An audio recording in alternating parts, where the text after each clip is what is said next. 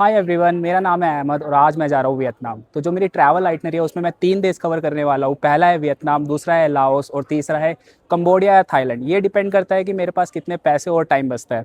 तो ये जो पूरी ट्रैवल जर्नी है वो 20 से 25 दिनों की होने वाली है और आज से पहले मैंने इतनी लंबी जर्नी कभी नहीं की, तो मैं बहुत ज़्यादा एक्साइटेड हूँ और बहुत ज़्यादा नर्वस हूँ। तो अभी मेरी फ़्लाइट है यहाँ से होइचिमिन सिटी की, दिल्ली से होइचिमिन सिटी की। जो मेरे फ़्लाइट का प्राइस पड़ा है वो अराउंड 15,000 रुपये पड़ा है। तो जो एवरेज प्राइस होता है वो 8 से 10 हज़ार रुपये होता है। तो मैंने बहुत कम टाइम पहले ही बुक करवाई थी, 8 से 10 दिन पहले बुक करवाई थी और इस वजह से मेरे को 15,000 रुपये पड़ा है। और ये दिसंबर है, जो टूरिस्ट का पीक सीज़न होता है, इस वजह से महंगा पड़ा है। अगर आप नॉर्मल डे में करवा रहे हो, जो टूरिस्ट का पीक सीज़न नहीं होता, तो आपसे 8 से 10 हज़ार रुपये जो एवरेज फ़्लाइट का प्राइस होता है उसके अंदर आपको फ़्लाइट मिल जाएगी। तो अभी बज रहे हैं यार अराउंड 12:40 और मेरी बोर्डिंग स्टार्ट हो गई है। तो मैं आपको मिलता हूँ प्लेन के अंदर।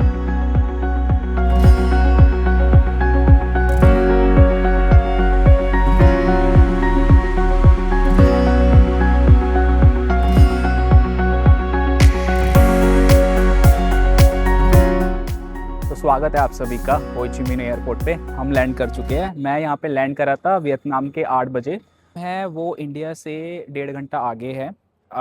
तो अभी अभी हम यहाँ पे लैंड कर रहे हैं और मैंने इमिग्रेशन क्लियर कर लिया। इमिग्रेशन भाई बहुत ही स्मूथ था, उसने मुझसे कुछ नहीं पूछा, बस मेरा पासपोर्ट लिया, मेरा वीज़ा लिया, बस। इसके अलावा उसने एक वर्ड नहीं पूछा और she said welcome to Vietnam. हमने भी मुस्कुरा दिया। फिर क्या था, बस बैग अब कलेक्ट करना है। बैग मेरे को बेल्ट नंबर 4 से कलेक्ट करना है। उसके बाद यार मेरे को यहाँ पे करेंसी निकालनी है, क्योंकि अभी ना मेरे पास कोई करेंसी नहीं है यहाँ पे। तो पैसा तो चाहिए ना खर्च करने के लिए। तो देखते हैं यहाँ पे एटीएम पे जाके कि क्या कन्वर्जन रेट मिल रहा है, उसके बाद मैं आपको बताता हूँ। तो भाई करेंसी निकाल ली है, एचएसबी का बैंक था वहाँ से निकाली है और मैंने निकाला है 20 लाख रुपए। रुपए नहीं, वियतनामीज़ डोंग। तो जो 20 लाख रुपए अगर हम इंडिया में कैरी कर रहे हैं ना, तो भाई मेरे को बैग में डाल कर ले जाना पड़ता है। और यहाँ पे अगर आप वियतनाम में देखोगे ना, तो भाई ये 4 नोटों में 20 लाख रुपए है। 20 lakh Vietnamese Dong. Again sorry, बहुत ज़्यादा कन्फ्यूज़न हो रहा है इसके अंदर। बट यार इमेजिन करो, मेरे हाथ में 20 लाख वियतनामीज़ डोंग है और मैं इसको हाथ में लेकर घूम रहा हूँ। तो पता नहीं भाई, यहाँ पे बहुत ज़्यादा कन्फ्यूजिंग है करेंसी के मामले में। तो मेरे को बिल्कुल भी समझ नहीं आ रहा। बहुत मुश्किल से मैंने कैलकुलेट करा और फिर डिसाइड करा कि अच्छा 20 लाख रुपए आ रहे हैं, तो मैंने निकाल लिया। और बाद में जब मैंने कैलकुलेट करा तो ये तकरीबन 7,000 रुपये पड़ते हैं इंडिया के। तो भाई बहुत ज़्यादा कन्फ्यूजिंग है। और हाँ, जो मेरे को इसकी फ़ीस पड़ी है वो 150 रुपये के आसपास पड़ा है।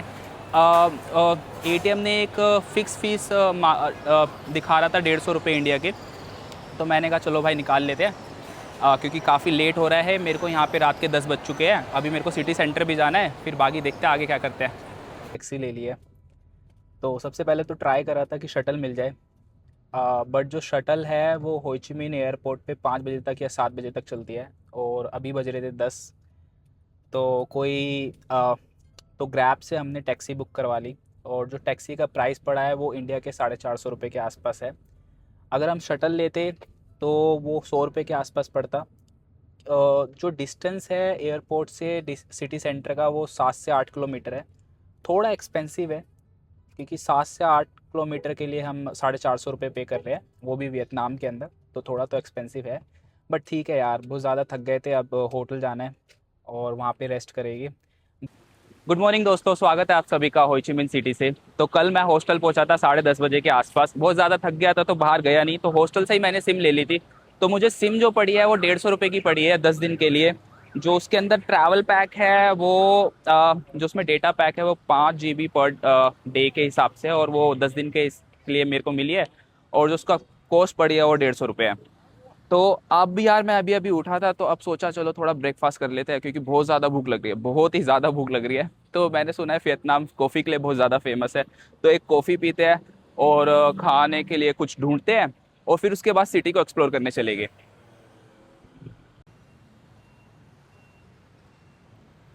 तो भाई कॉफ़ी तो ले ली है, बट यहाँ पे ना यार एक बहुत ज़्यादा प्रॉब्लम हो रही है। यहाँ पे समझ नहीं आ रहा भाई, लोग कितने पैसे मांग रहे हैं। 5 लाख के नोट है, 10 लाख के नोट है, 20 लाख के नोट है। अब पता नहीं भाई लोग कितने पैसे मांगते, तो भाई कैलकुलेशन को करना मैंने छोड़ दिया है। यहाँ पे मैंने ये सारी चीजें ना इनके ट्रस्ट के हवाले कर दी है। मैं इनको भाई पैसे निकाल कर दे देता हूँ। अब जितने इन लोगों को काटना होता है वो काट लेते हैं, और जितना भी रिटर्न करते हैं मैं रख लेता हूँ। मैं अब ये नहीं पूछ रहा भाई कितने की कॉफी है, कितने का खाना है। तो भाई अब छोड़ दिया भाई, मैंने कैलकुलेशन करना छोड़ दिया, क्योंकि बहुत ही ज्यादा कंफ्यूजिंग है भाई यहाँ पे करेंसी, समझ ही नहीं आता भाई यार। तो ट्राई करता हूँ यहाँ पे कि हर नोट को 300 से डिवाइड कर लूँ, क्योंकि इंडिया का जो 1 रुपया है वो अराउंड यहाँ पे 300 रुपए के बराबर है। तो 300 वियतनामीज डोंग के बराबर है। बट यार कितना ही कैलकुलेट करूँगा यहाँ पे। तो मैंने तो कैलकुलेट करना छोड़ दिया है, अब थोड़ा बस कॉफी को एंजॉय करूँगा, सिटी के अंदर घूमेंगे। तो मैं यार अभी सोच रहा हूँ कि जो सिटी के जो मेन टूरिस्ट अट्रैक्शन है वहाँ पे घूमा जाए, और फिर कल चूची टनल चलेंगे। ये काफ़ी अच्छी जगह है, यहाँ पे बहुत ज़्यादा टूरिस्ट स्पॉट है वो।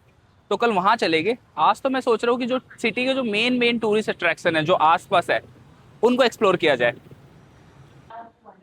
तो यार कॉफ़ी पीते पीते मैं यहाँ से जा रहा था, तो जाते जाते देखा एक रेस्टोरेंट के आगे हलाल लिखा हुआ था।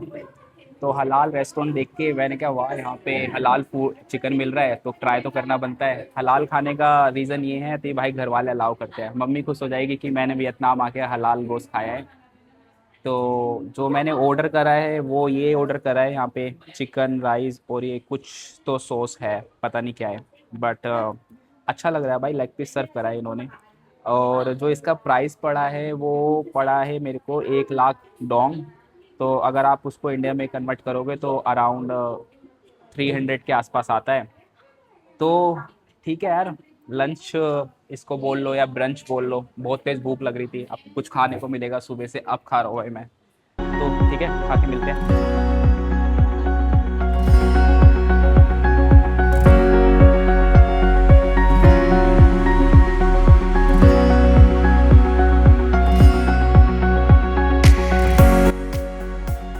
हाँ तो यार एक प्रॉब्लम हो गई है। मैं आया था नोट्रे डेम कैथेड्रल चर्च के लिए आया था, और ये है क्लोज्ड। यहाँ पे चल रहा है रिनोवेशन का काम। अब ये हो गई है प्रॉब्लम। तो अब क्या किया जाए पता नहीं यार। बट अगर आपको इसके बारे में मैं हिस्ट्री बताऊँ तो इसको फ्रांस ने डेवलप किया था। तो फ्रांस ने, अगर आप नहीं जानते तो फ्रांस ने वियतनाम पे 100 सालों तक राज किया था। और अगर आप इसका कंस्ट्रक्शन देखोगे तो पूरा फ्रेंच आर्किटेक्चर है इसके अंदर। और इसके अंदर जितना भी मटेरियल लगा हुआ है, जितना भी टाइल्स, ईंटें, पेंटिंग, जो भी इसके अंदर लगा हुआ है वो उस टाइम सारा का सारा फ्रांस से मंगवाया गया था। बट अब 100 साल बाद, नहीं यार 150 साल हो गए होंगे कम से कम, 150 साल बाद भाई इसको रिनोवेशन की ज़रूरत पड़ गई है। तो अपना ये तो प्लान कैंसिल हो गया है। क्योंकि मैं इसको विजिट करना चाहता था, ये काफ़ी सुंदर है यार, अंदर से काफ़ी सुंदर है। तो मैं यार इस बस की बात कर रहा था। तो ये बस चलती है भाई जो सिटी का टूर देती है।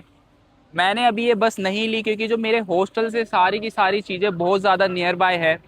तो ये वाला जो चर्च है मेरे हॉस्टल से अराउंड 1 किलोमीटर दूर था, तो मैंने सोचा कि वॉक कर लेंगे। तो कोई नहीं। बट अगर आप इसके बाहर, डायरेक्ट इसके बाहर देखोगे तो भाई ये आता है पोस्ट ऑफिस। तो ये है पोस्ट ऑफिस यहाँ का, जिसको साइगन सेंट्रल पोस्ट ऑफिस बोलते हैं। इसको भी फ्रांस ने बनाया था। तो मतलब यहाँ पे जितनी भी मेजर टूरिस्ट अट्रैक्शन है ना वो सारा का सारा फ्रांस ने बनवाया बनाया था, जब उसने वियतनाम पे राज किया था।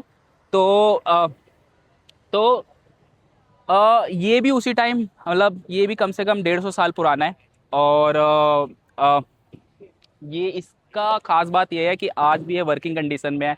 यहाँ के लोग इसको एक्चुअली यूज़ करते हैं, एक्चुअली इसको पोस्ट करने के लिए यूज़ करते हैं। तो अगर हमें टाइम मिलता है और अंदर ज़्यादा भीड़ नहीं हुई तो हम भी एक पोस्ट कर कर देखेंगे, देखते हैं कि वो इंडिया जाता है या नहीं जाता।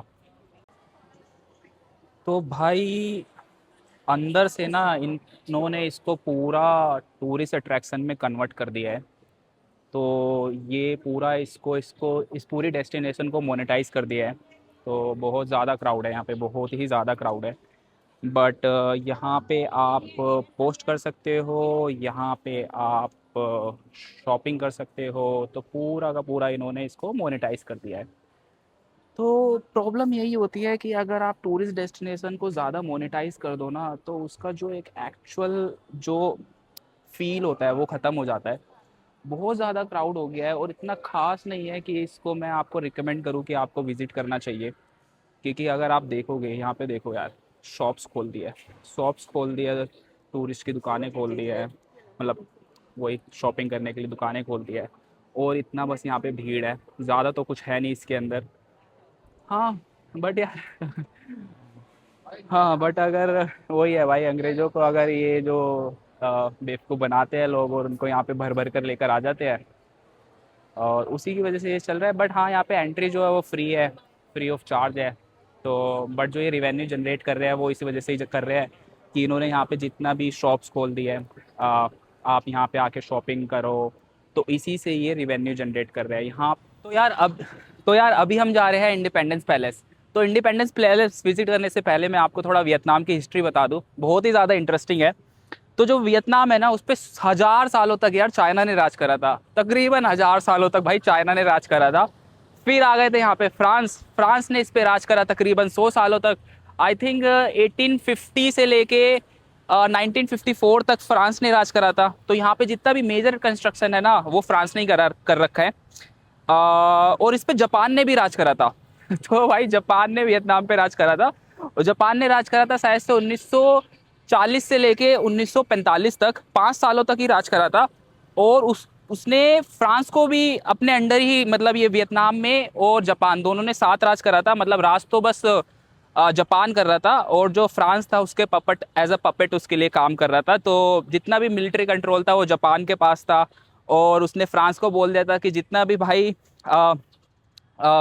गवर्नमेंट ऑफिसेज है वो आप मैनेज करो, लेकिन जो पावर है मेरे पास रहेगी। तो सोचो यार, जापान इतना पावरफुल था उस टाइम कि उसने फ्रांस के ऊपर, यहाँ पे फ्रांस और वियतनाम एक ही देश में राज कर लिया था। तो बट आप फिर जानते हो यूएस के बारे में, जब वर्ल्ड वॉर 2 चल रही थी तो उसने उसके ऊपर न्यूक्लियर बम फोड़ दिया था। तो भाई बहुत ही ज़्यादा नुकसान हुआ था वहाँ पे। तो जापान ने बोल दिया था कि भाई अब मैं किसी भी वॉर का पार्ट नहीं बनना चाहता। तो फिर जापान ने अपना जितना भी मिलिट्री था, यहाँ पे जितना भी मिलिट्री प्रेजेंस था, वो वापस बुला लिया। तो भाई तुम अंग्रेज़ों को जानते हो, वो तो भाई मौके का इंतज़ार करते ही है। तो फ्रांस ने फिर क्या करा, 1945 में दोबारा से इस पे कब्जा करने का ट्राई करा। अ, जब जापान यहाँ से छोड़कर चला गया था, तो फिर वही 5-10 सालों तक वियतनाम के जो लोकल सोल्जर्स थे उनके बीच में लड़ाई होती रही।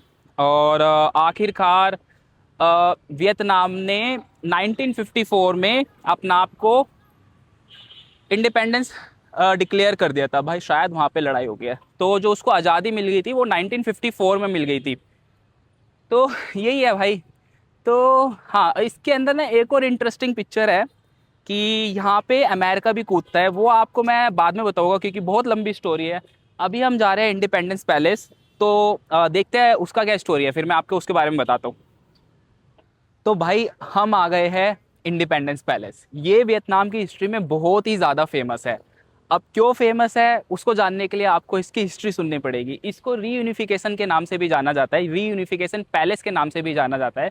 तो जो हिस्ट्री है ना यार, आपको बहुत ही ज़्यादा शॉर्ट में मैं बता दूँ, बहुत ज़्यादा इंटरेस्टिंग है वैसे तो जब वियतनाम को आज़ादी मिली थी 1954 में, तो ये 2 पार्ट में बढ़ गया था, नॉर्थ वियतनाम और साउथ वियतनाम। तो ये जो होइचिमिन है ये साउथ वियतनाम के अंडर आता था, और ये इंडिपेंडेंस पैलेस, उसमें उस टाइम जो साउथ वियतनाम पे राज करता था ना, उसका जो प्रेसिडेंट था वो यहाँ पे रहता था। तो भाई वो यहाँ पे रहता भी था और यहाँ से वो अपना ऑफिस भी चलाता था, मतलब पूरे साउथ वियतनाम पे राज करता था। तो जब इन दोनों ग्रुप के बीच में लड़ाई छिड़ गई 1954 में, तो ये लड़ाई कम 20 सालों तक चली, 1975 तक 20 सालों तक भाई ये दोनों ग्रुप आपस में लड़ते रहे कि भाई पूरे वियतनाम पे कौन राज करेगा। तो फाइनली नॉर्थ वियतनाम जो कि आर्मी थी उसने साउथ वियतनाम को हरा दिया। और इस गेट को, अगर आपको ये गेट दिखाऊं, तो इस गेट को भाई उन्होंने अपने टैंक से तोड़ते हुए तोड़ा और इस पैलेस के अंदर घुस गए। और फाइनली उन्होंने डिक्लेयर कर दिया कि पूरा जो नॉर्थ वियतनाम है उस पे, जो पूरा वियतनाम है उस पे नॉर्थ वियतनाम राज करेगा। तो जो भाई जो टैंक से घुसे थे ना इस पैलेस के अंदर, वो आपको दिखाता हूँ भाई। वो जो टैंक से घुसे थे वो आप देखो, इन टैंकों से भाई अंदर घुस गए थे। और उस टाइम उन्होंने डिक्लेयर कर दिया था 1975 में कि जो पूरा वियतनाम है उसके ऊपर नॉर्थ वियतनाम राज करेगा। भाई बहुत ही ज़्यादा गर्मी है, बहुत ही ज़्यादा गर्मी है। तो बार बार पानी ले रहा हूँ, पूरी की पूरी बोतल ख़त्म हो जा रही है। पता नहीं भाई क्या डिहाइड्रेशन ना हो जाए। तो बट अब आए हैं तो एक्सप्लोर तो करना पड़ेगा। बट ट्राई करूँगा कि अब जितना भी घूमूँ रात को घूमूँ। इतनी गर्मी में भाई हालत ख़राब हो गई है। मैं ज़्यादातर वॉक कर रहा हूँ क्योंकि जितने भी टूरिस्ट प्लेस है यहाँ पे वो मेरे हॉस्टल के 1-2 किलोमीटर के अंदर है। तो मैं कैब वगैरह बुक नहीं करवा रहा। हाँ तो भाई अंदर चलते हैं, थोड़ी राहत मिलेगी गर्मी से। हालत ख़राब हो गई है सच में। ओके। ये है भाई उनका असेंबली रूम। तो जो नॉर्थ वियतनाम का प्रेसिडेंट होगा, सॉरी जो साउथ वियतनाम का प्रेसिडेंट होगा, जब नॉर्थ वियतनाम और साउथ वियतनाम में लड़ाई चल रही थी तो वो वहीं यहीं से डिसीजन लेता होगा कि भाई नॉर्थ वियतनाम पे कितने बम फोड़ने हैं, कितनी मिसाइलें गिरानी हैं, कितने रॉकेट छोड़ने हैं। हाँ। अभी भाई हम आए थे फर्स्ट फ्लोर पे। भाई ये तो पूरा लग्जरी होटल जैसा दिख रहा है। लग ही नहीं रहा कि भाई एक टाइम पे गवर्नमेंट ऑफिस हुआ करता था। मतलब गवर्नमेंट ऑफिस तो नहीं बोलूँगा, प्रेसिडेंट का घर हुआ करता था। जो साउथ वियतनाम का प्रेसिडेंट था उसका घर हुआ करता था एक टाइम पे। बट भाई ये अंदर से ना पूरा का पूरा लग्जरी होटल टाइप बना रखा है।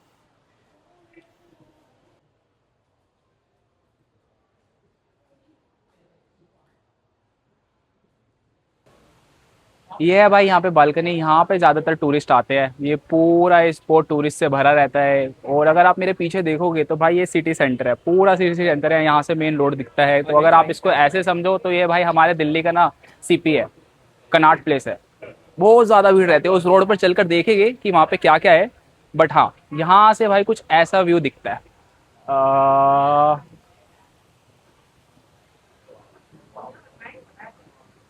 ये देखो, बहुत ज़्यादा भीड़ रहती है, बहुत ज़्यादा भीड़ रहती है। बट ठीक है, अच्छा है।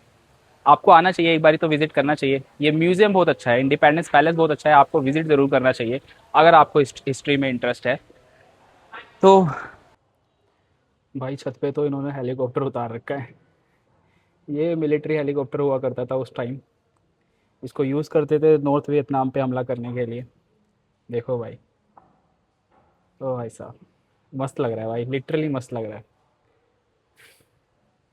पूरा। अगर आपने पुरानी मूवीज देखी है ना हॉलीवुड की, उसके अंदर जो हेलीकॉप्टर्स यूज होते थे ना भाई, पूरा वैसा फीलिंग दे रही है। मस्त है भाई, लिटरली मस्त है। भाई ये है इस म्यूजियम का टॉप फ्लोर। बेस्ट पार्ट ये है कि भाई ये ओपन है। छत पे जाना अलाउड करते हैं भाई। चलो देखते हैं छत का कैसा व्यू आता है। जो मैं आपको हेलीकॉप्टर दिखा रहा था ना मिरर के पीछे से, वो देखते हैं। वो यहाँ से दिख जाता है तो वो यहीं कहीं पे होगा, देखते हैं। ओ भाई ये रहा देखो।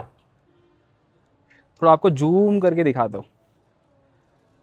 मिलिट्री हेलीकॉप्टर भाई। भाई कसम से भाई पूरे म्यूजियम के अंदर ना सबसे अच्छी चीज़ मुझे यही लगी है। बहुत बढ़िया लग रहा है भाई ये। थोड़ा और जूम करते हैं, देखो आप।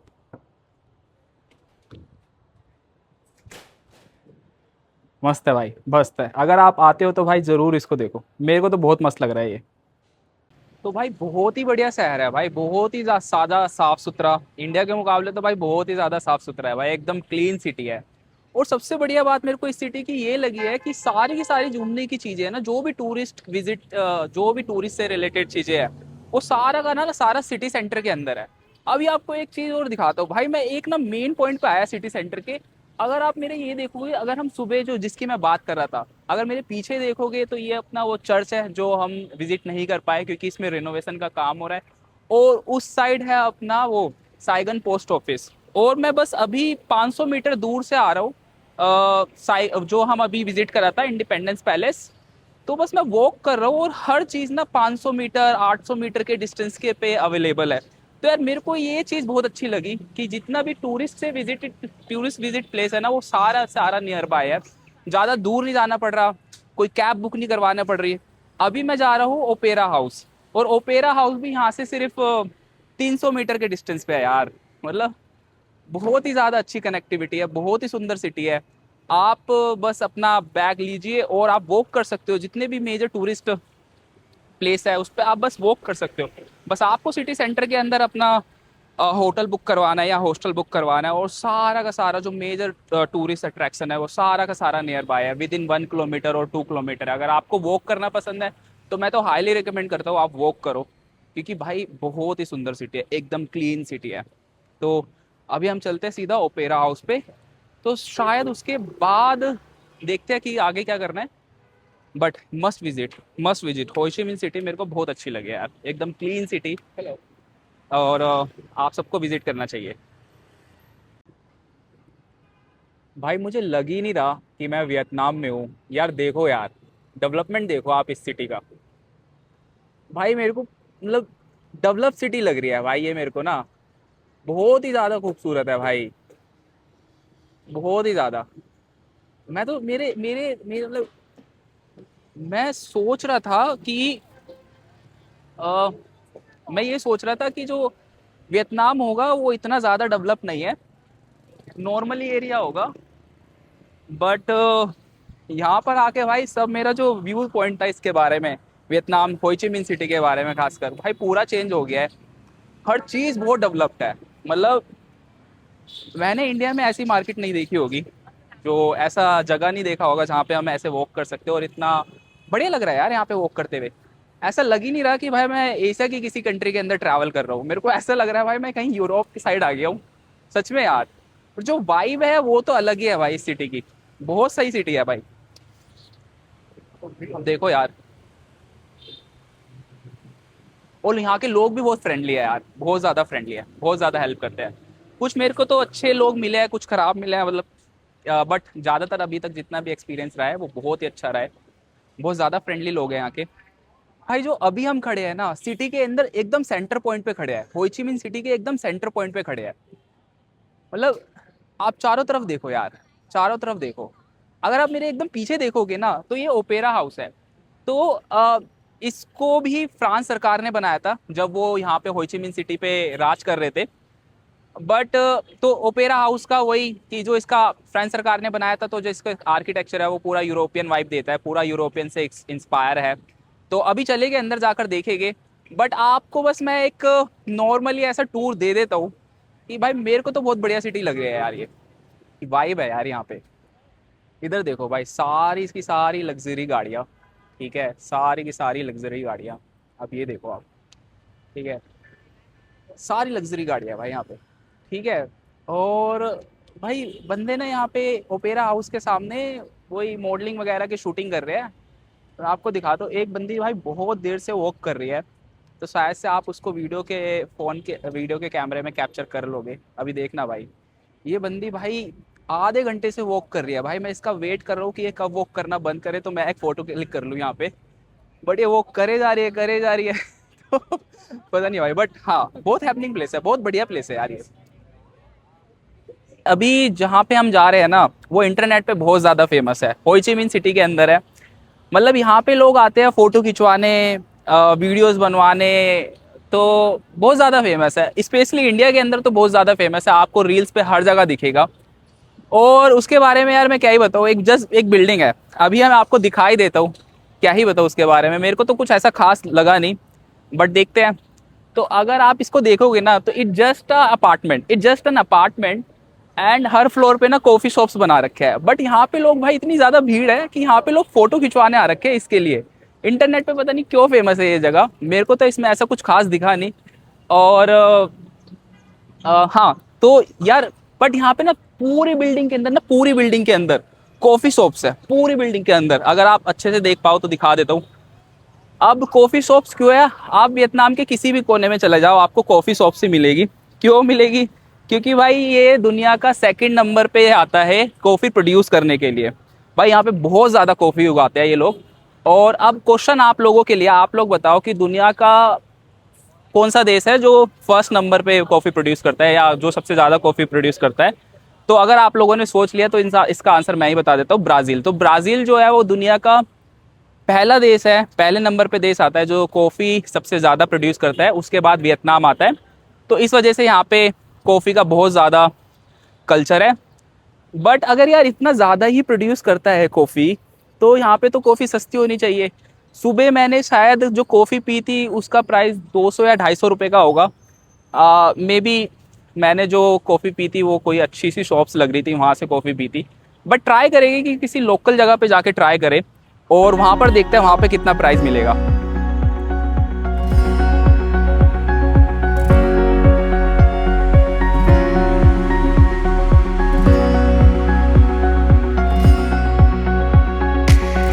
अभी अभी ना मैं अपने हॉस्टल से बाहर निकला था, और मेरे हॉस्टल से बाहर निकलते ही ना ये वाला पार्क है यहाँ पे।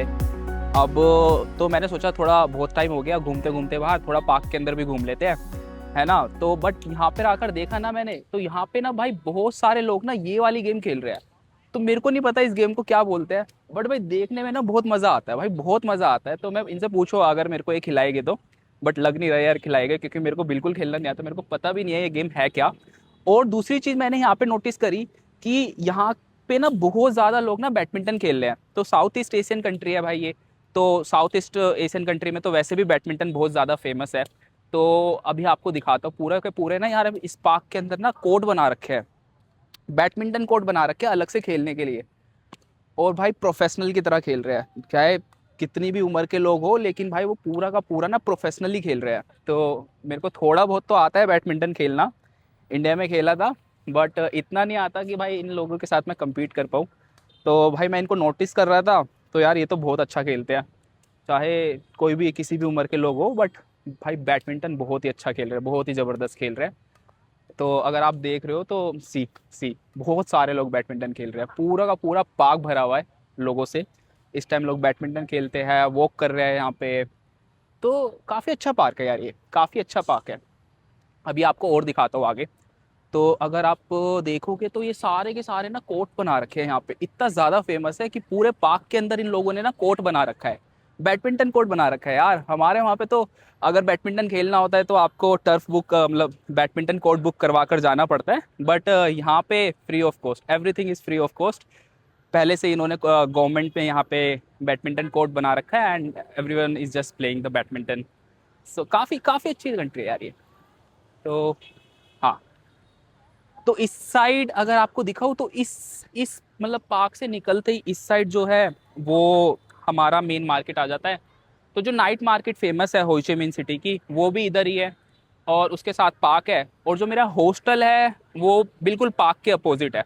तो जो मेरा हॉस्टल है वो काफ़ी अच्छी लोकेशन पे है, मतलब ये पार्क एक्सेसिबल है यहाँ पे, और जितना भी मेजर टूरिस्ट अट्रैक्शन है वो यहाँ पे अवेलेबल है। तो काफ़ी बढ़िया जगह है यार।